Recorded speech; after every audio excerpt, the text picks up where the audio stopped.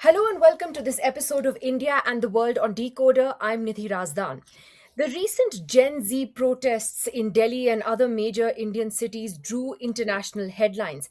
And I think we can all safely say that there is something that isn't quite right with our education system, which is why we saw so many young people out there protesting with genuine grievances about the way entrance exams are conducted, recruitments happen, and so on. And we're still seeing these protests in Jharkhand, by the way, as well.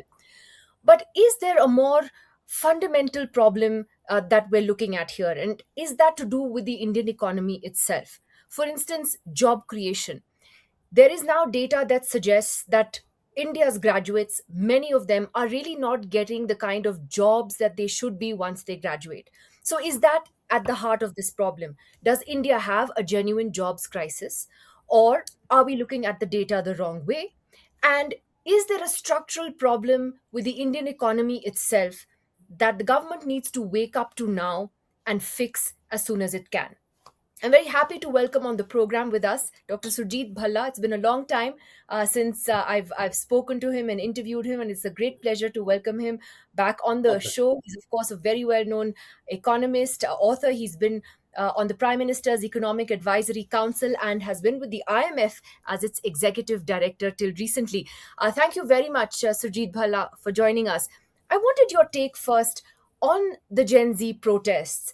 Uh, I was just looking at a report released by the Azim Premji University just a few months ago, which says that unemployment is at nearly 40% in the 15 to 25 age group and 20% for those aged between 25 and 29. And that while 50% of young male graduates do find jobs within a year of reporting as unemployed, only 7% actually get permanent salaried work. Does data like that concern you? And does it give us a picture of why these protests resonated so much? Yeah. Okay. Thank you for having me. It has been a long time, but my pleasure. Um, you know, I I think the jobs. So there are several questions in that one little opening question.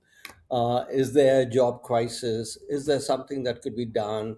The CJP protests, etc. So we can look at each one of them in turn. I think the first thing I want to emphasize when we are talking about a job crisis that it is global around the world and including obviously in China and most other developing countries and including Europe, etc. So I don't want to emphasize the fact that we don't have a job crisis. I will come to that in a minute, but this is a global phenomenon. Second, do we have a job crisis? And been writing on jobs for the last 15 years or so. And we started off by stating, the critics started stating that, look, there are no jobs. Then we moved to there are no good jobs. And now, or then we moved to something else, and then no good jobs. And I think that's where it's got lost in the translation. If you look at, so as I mentioned, there is a jobs problem, which I'll come to in a minute. But to state that we have something unique in the world is wrong. And to state that we have a jobs crisis where good jobs are not being created, that is also false. Now, how are good jobs to be defined? Now, I completely agree that good jobs, if you're self employed or a family worker, should not be considered as a good job because that's, self employment, etc. But, we all have to agree that jobs, salary jobs, have to be considered as good jobs as well as those of casual workers. But of the two, salary jobs are the most important for college graduates. They're not going to go ahead and find a casual work job. So it is salaried jobs that we are talking about. Now, Is that Is that where we're lacking, is the question, Yeah, on the salaried jobs front? yeah, we are not. But as I said, this is a involved story, very emotive story, and very polemical story. I do have an explanation for what is going on and what was behind the CJP protests. And it definitely has to do with jobs. So I'm not evading that question, but let me just read you. And I've seen the statistics, I've done it myself: 15 to 24, 15 to 29, 24 to 29, whatever. 2 points that the real, around the world, the primary age group that everybody uses is ages 25 to 54. And the reason being that 18 to 22 is you're considered that, look, you're in college, and because we were talking about good jobs and we're talking about salaried good jobs, and you, as you mentioned yourself, you absolutely need a college degree.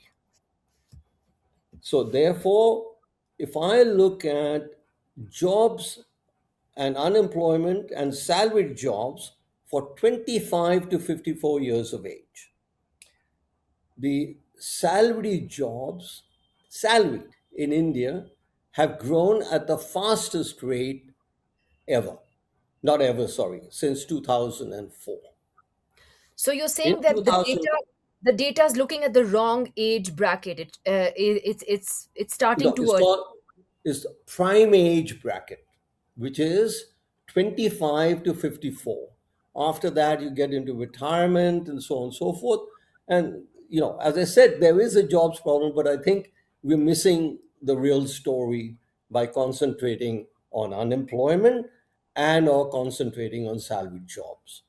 So, salaried jobs have grown at the fastest rate since 2004 to now. That is 2011 to 25, salary jobs have grown at the rate of 4.2% a year. And 2004 to 2011, it grew at 3.7% a year. So that's as far as salaried jobs are concerned. And the fastest, as I said, since 2004. Globally, salaried jobs in the US, etc., blue collar in the US, for example, blue collar wages have grown at a faster pace than salaried wages. I'll come to now the salaries. Right now, we're just talking about jobs. So they have grown at the fastest rate in India since 2011. So now, what is the problem? I wrote this piece, and the preliminary headline was, "What is it all about, Generation Z?" Because I am not in the camp that says ignore them. They absolutely have had a point. And I think there it's more meaningful to look at the Jharkhand protests, where you have the leaders of the protests.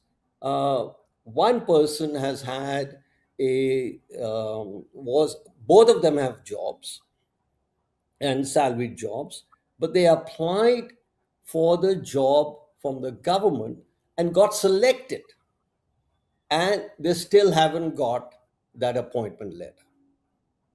I know where So, you're going with this because you yeah, have actually written about this, the fact that India continues to have this obsession with government jobs, yes, which is a big part of the problem. But also, it's also true, isn't it, that since we are children in this country, and the kind of education system we have, it's kind of drilled in our heads from day one that you have to work hard, you have to ace these tests, you have to aim higher because then you'll get a good job. And it's all about getting a good job, and then when that doesn't happen, or it may not just be a government job, but obviously something is driving this generation in onto the streets, as you said, and I know you'll expand on that, yeah, when they get frustrated with the system itself. 100% agree. So that's why I said, so let's get the definition of jobs right and the good job right. And you're 100% right. And I tell you, The reason is now what I didn't tell you before, that within the salaried jobs, but which I was hinting at, um, within salaried jobs, and those are primarily government jobs are the most desired, which I think is a very bad policy of the government. You get pensions, you get permanent employment, and you know how a government job is like. You worked in the private You sector. don't get fired, so Yeah. everyone wants So it. Yeah. those are not going up. So the salary, when I say 4.2%, the salaried jobs are actually declining, and as a percentage of total jobs, and declining big time. That's the problem. In addition, and this comes to the real problem that I want to talk about, but perhaps not today, as what's leading to the government jobs declining.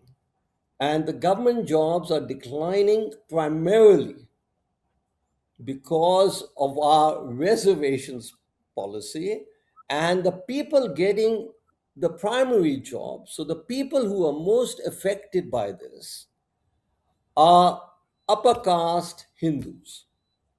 They don't get into the qualification, and as we saw in Jharkhand, even though they are qualified, they are not appointed.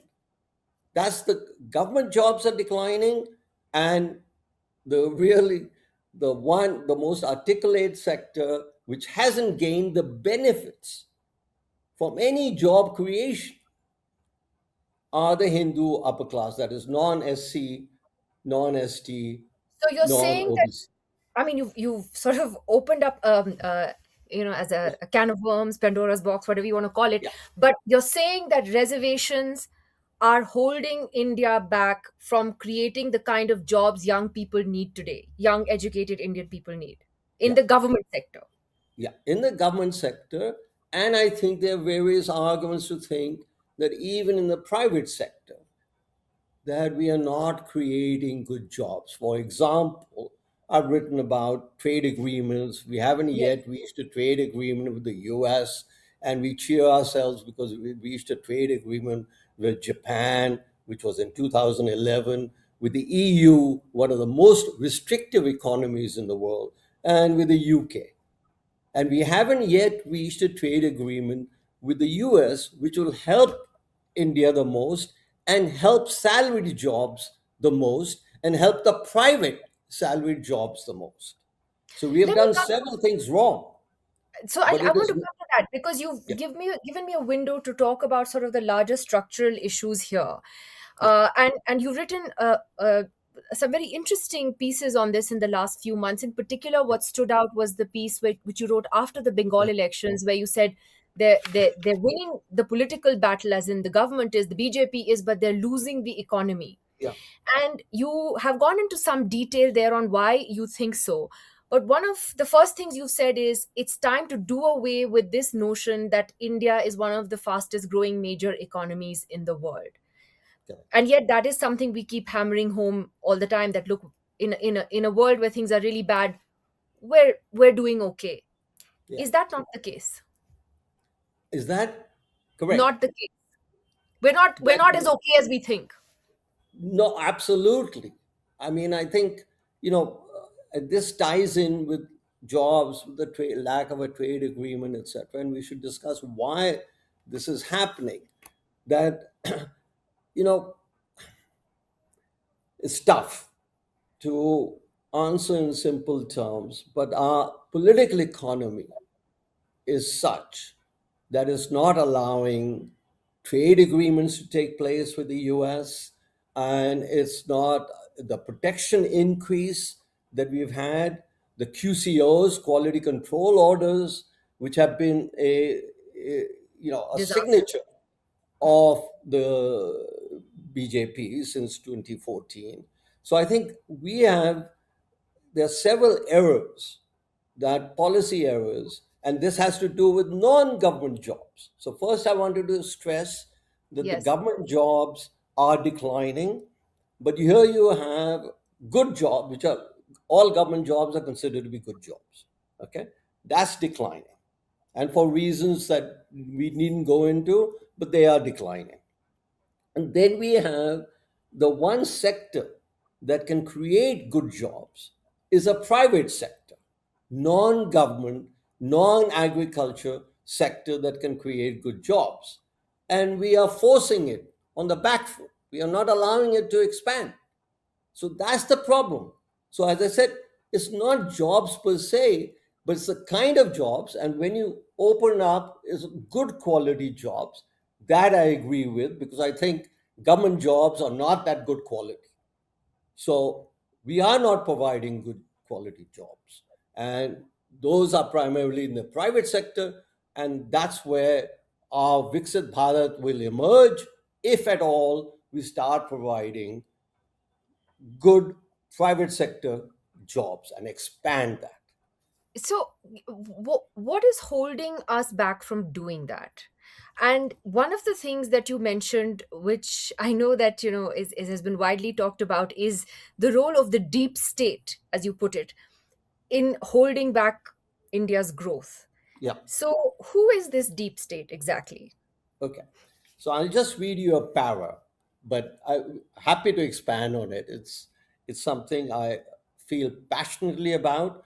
I've thought a lot about it, and this is the only explanation we have for our policy actions not providing good jobs, good quality jobs in the private sector. So, but first, what is the deep state?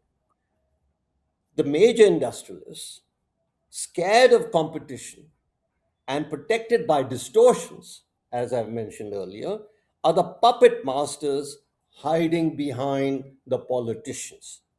The strings are provided by the feudal aristocrats, which is my term for senior IAS and senior IFS officials. Those are the feudal aristocrats.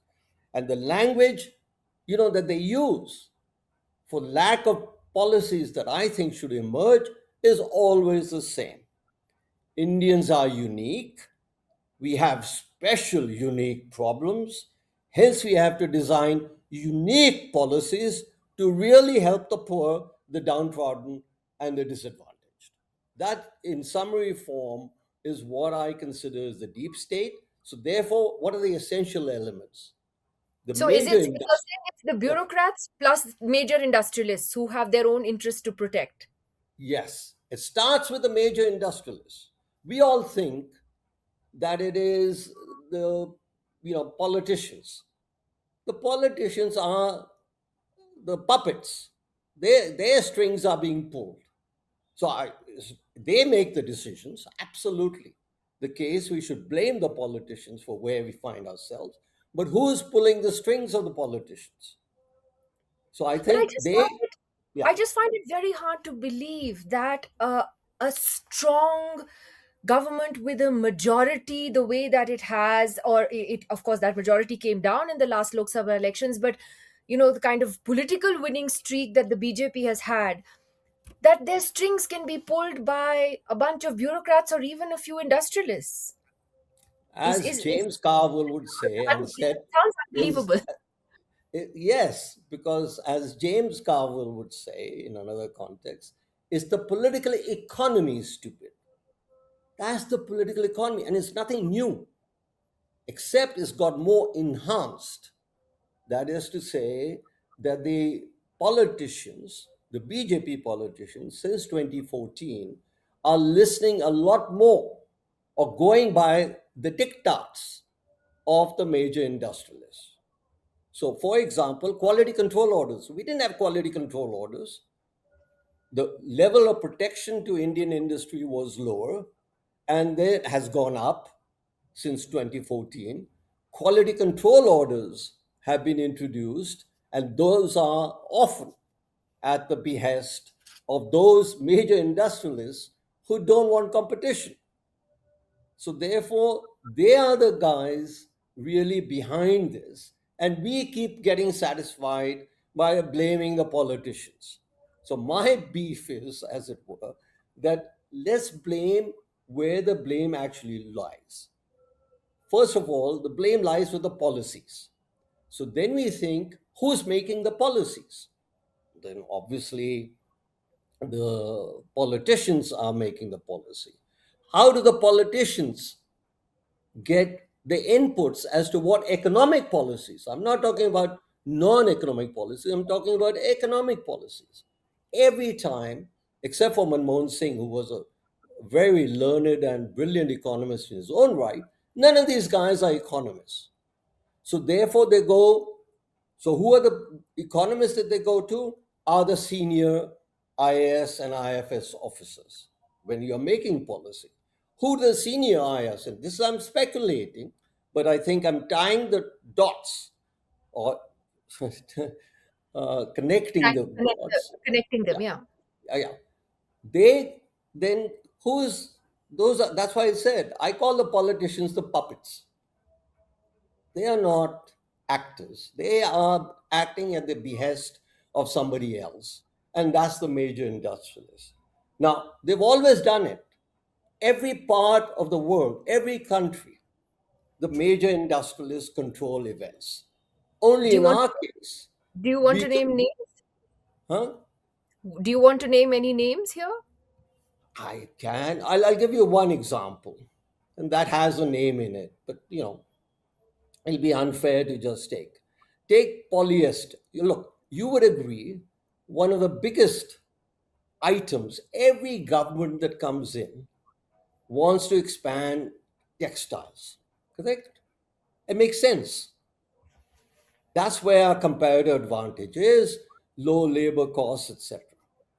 Now, a little known fact, or maybe it's well known among some, and certainly the policymakers know it, and certainly the major industrialists know it, is that the duty, import duty on polyester is 25%. And that's before we get to quality control orders.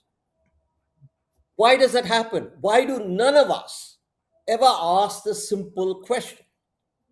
Why every time, and I'm sure on your show earlier, everywhere, everybody talks about let's expand, we should expand textiles. We wanted to expand textiles, and Bangladesh took our lunch, and Vietnam took our dinner. Why? Why don't we question those things? That's the problem. So, and I'm not saying all of the textile jobs will be salaried jobs, but all of them practically in the modern sector are salaried jobs. They're not handloom sector we are talking about. Polyester. So So, would you say then that this, in a sense, this moment at where we find ourselves is a, to use a cliche, make or break moment for the government, given that it's still some way away from the next general election, to do something, to embark on serious reform and change? Because if it's not going to happen now with this kind of mandate, then when will it happen? okay. Now, this is where I get even more pessimistic because of the present government came into power in 2014 with a lot of support. I supported them a lot. And the support was we'll get a change from the existing order. What was the first policy, which one of the most damaging policies India has introduced, and which is more damaging than any other country? The bilateral investment treaty. So we came up with a new bilateral investment treaty, this government in 2016, with the mandate that any foreign investor, if things don't go well, and in business things don't go well, partners don't work together, etc., that's very normal around the world. That if things don't go well everywhere else in the world, you have, and in India we had prior to 2016 the rule that you'll try and work it out, and if it doesn't get worked out you go to an international arbitrator, non so cannot belong to India and cannot belong to the partner country. So that rule worked fantastically. Then we came up with a rule, and I really plead. with everybody to explain me who could have possibly thought of this. So the new rule since 2016 was that you will have to try and work out through the Indian courts. No, you haven't got to the court as yet. You will try and work out with your partner for 5 years before you go to an Indian court. Yes. Okay, by Indians don't go to an Indian court, don't want to go to an Indian court. So, none of you, I'm serious. Why haven't we asked this most basic question? How could we come up with this policy? It takes a lot. Then I will say, and this is where the deep state really comes in, within the BJP or within the BJP reign, is that the FM announced in February of 2025, that's what, a year and a half ago, that they are revising the BITS treaty. Okay? And indications are that part of the discussion hasn't been revised as of yet. There are things being discussed. That's a hopeful sign. One rumor has it that they will reduce the term that you have to go negotiate amongst yourselves is 3 years. I don't think that's going to fly at all. And second, we'll have to wait and see. I think it's a positive step, but the fact that it's taken A year um, and yeah, a year and a half to even get to the stage that we will reconsider when it was announced in Parliament, budget speech by the finance minister that we are going to do this. So what happened? That's my deep state. But I think The that's deep very state here, interesting. the politicians, Yeah. here the politicians wanted to do the right thing, seemingly. Then they got stopped in their tracks. Now let's see what happens. But I that's still I still find it hard to believe that that Narendra Modi would be sort of stopped in his tracks by any bureaucrat. It's really hard to believe. it's not a bureaucrat, it's major industrialists. As I said, the bureaucrat comes up with a policy. And that's what I started this interview with. Who dictates a policy to the bureaucrat? The senior IAS and IFS, and include IFS for the fact that we haven't yet got a trade treaty with the US. They are responsible for it. Okay? They are industrialists behind the IFS. They are industrialists behind the IAS. But let's really get real. Let's isolate the problem, isolate why we are doing what everybody agrees we should be doing, why we are not doing what everybody agrees we should be doing. I think that's quite a series of explosive things that you've said in the course of this interview today, Surjit Bhalla. You've not minced your words, and that's what one does expect from you. Thank you very much for joining us. And it's rather sad to leave on a note of pessimism, but as you rightly said, this government came to power with the promise of hope and reform in 2014 on the economic front. If it hasn't happened since then, here we are in 2026. Should we have any realistic expectations, or can we just hope? Thank you very much for joining us. Thank you. My pleasure. Thank you. And that's it on the show today. We will be back with much more next week as we look at fast paced changes on the foreign policy front. Do join us again next week. Goodbye.